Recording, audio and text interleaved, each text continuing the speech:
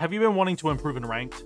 Are you looking for an edge against the competition? Well, you've come to the right place. If you start playing these operators I mentioned in this video, I guarantee you'll start winning more rounds. Here are the top 5 most underrated operators in Siege. Starting off with my number 5 spot, I'll be giving that to our beloved Doc. Before this season, I wouldn't have even considered him as an option on this list, but with the recent buffs he's received, he has become a way more competitive choice for your lineup. He can now heal you for 200 HP per stim, meaning he can heal for a total of 600 HP in one round. This allows him to revive you to full health and with 20 overheal.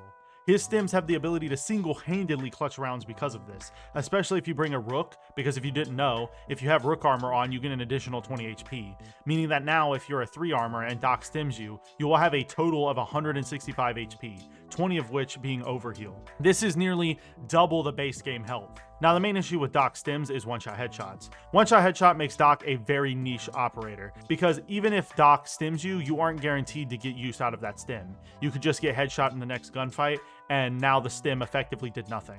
However, when talking about Doc's loadout, this is completely different. Doc probably has one of the most consistent loadouts in the game. He has access to the MP5, P90, and the French shotgun as primary options. All of these are amazing. The MP5 has access to a 1.5 optic, it has a solid fire rate, average damage, and angled grip available. As for the P90, its damage isn't great, but its fire rate makes up for it. Also, the P90 has access to the 1.5 as well. A lot of people swear by the P90, and I would say it's still a solid option if you want to go for it. Finally, the French shotgun. This thing is an absolute menace. Statistically, this thing is the best shotgun in the game, beating out shotguns like the M59. Also, the French shotgun has the farthest damage drop-off in the game, making it possible to take gunfights at medium range with the shotgun, especially if you bring a laser sight. I think this shotgun is incredibly underrated. You can set up Doc behind a deployable shield with this shotgun, and he will perform insanely well. His stims complements this playstyle by allowing him to heal behind the safety of his shield if need be. As for his secondary weapons, he just recently got access to the bailiff, which allows him to make rotates for his team. This was huge for him, and has helped to make him a much more appealing choice. So definitely consider bringing Doc more in your ranked games. He's fun and can provide decent utility for his team. Coming in at number 4, we have Ying. Ying is an operator that is really underutilized in Siege for how much utility she provides. She currently has less than a 5% pick rate, despite multiple pro players rating her as A or even S tier. Ying is probably S tier. The annoying factor on Ying is just way more. I think honestly we'll put Ying at S tier. Pro players don't rate her this high for no reason. Ying provides you with 3 Candelas, which can allow you to take map control or clear out a defender with ease, and she has access to smoke grenades, which complements her gadget immensely. Now, her LMG's recoil may have been nerfed in the recent patch, but it's still a decent weapon, and the trade-off is worth the immense amount of utility she provides. A great example of where Ying can be strong is blue on Oregon. Normally, the defenders have a shield set up in this corner of blue, with a defender playing behind it. Ying can burn the ADSs with her smokes, or even have someone else do it for her, and then she can throw her Candelas at the defender. This will force the defender to either flee or die while blind. There are multiple other examples like this one of her gadget being quite strong, but I don't want this video to be super long. If you guys want a more in-depth video of how to play Ying, let me know in the comments and I can definitely get on that.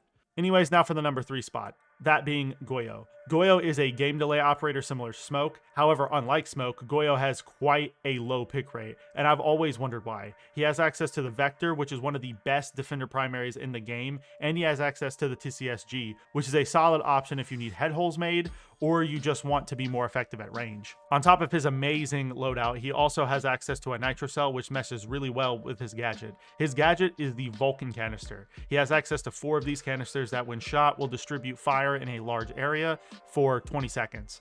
This means that Goyo can delay a total of 80 seconds in any given round. Needless to say, this is incredibly strong. However, the one caveat is that his gadget takes a decent amount of time to understand. You don't want to place his canisters in an area that could hurt your team, and you don't want to place them where the attackers can just shoot them and negate your gadget entirely. So he does have a bit of a learning curve, but I promise if you put in the time to understand him, you'll see results. Coming in at my number 2 spot is Gridlock. Gridlock has always been an underpicked and underrated operator. However, with the recent addition of EMP impacts in Gone 6, I don't think there is any reason you shouldn't be running her. Gridlock has access to an amazing gun in the form of the F90. This thing has good damage, solid fire rate, and it has access to every magnification sight in the game. She also has access to the Gone 6, which allows her to clear pesky utility, and she has access to EMP impacts, which can help her team open a wall or or disable even more utility. On top of her top tier loadout, she also has an amazing gadget. Gridlock's gadget is Track Stingers. They are an area denial and flank watch gadget that can save your team a ton of time. She can throw them down in a hallway or on a stairway, and the Track Stingers will begin to spread to fill that area. When defenders step on them, they will take damage, and the only way for defenders to get around them is to shoot them or waste explosives to clear them. Both provide your team with ample warning of the defender's impending flank.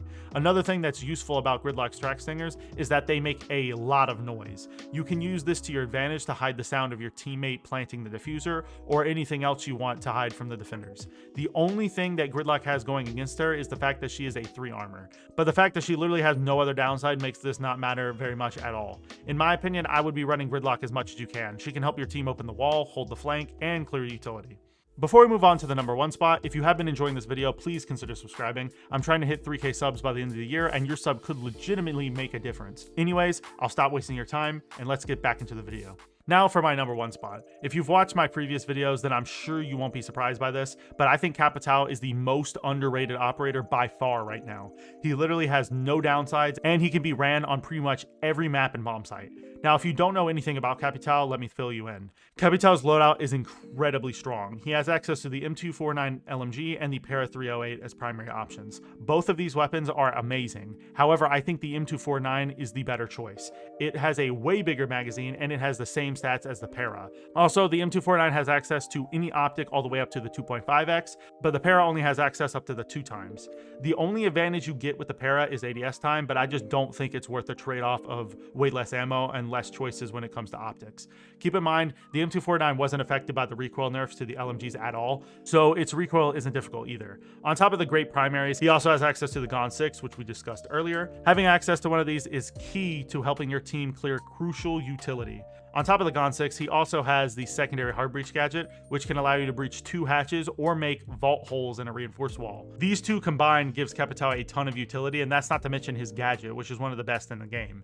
Capitao has access to a crossbow, which allows him to shoot 4 bolts, 2 fire bolts, and 2 smoke bolts. His fire bolts, when shot, cause fire to spread in a large area. Any defenders caught in this fire will take fire damage over time, and his smoke bolts are pretty self-explanatory. They're basically just bigger smoke grenades. His fire bolts are extremely strong at clearing power positions. Is there a defender on the catwalk? Shoot your fire bolts up there. Is there a defender behind a deployable shield? Shoot your fire over there. Also, the fact that he isn't countered by Jaeger's ADSs makes him even stronger because players don't really run Wamai nearly as much as Jaeger. And also, if you want to go the extra mile, you can just ban Wamai outright, and then Capitao literally has no counters. If you want a more in-depth look at Capitao, you can go and watch my video where I talk about him a little more in depth. But if you aren't running Capitao right now, you definitely should be. He provides so much utility to your team, and he has access to an amazing loadout. Let me know if you guys agree or disagree with this list in the comments down below. I'd love to hear your opinion. Anyways, I hope you guys enjoyed this video. If you did, you can go and watch this video where I put the hard breachers head to head to find out which one is the best. I'll see you next time, friends, and peace.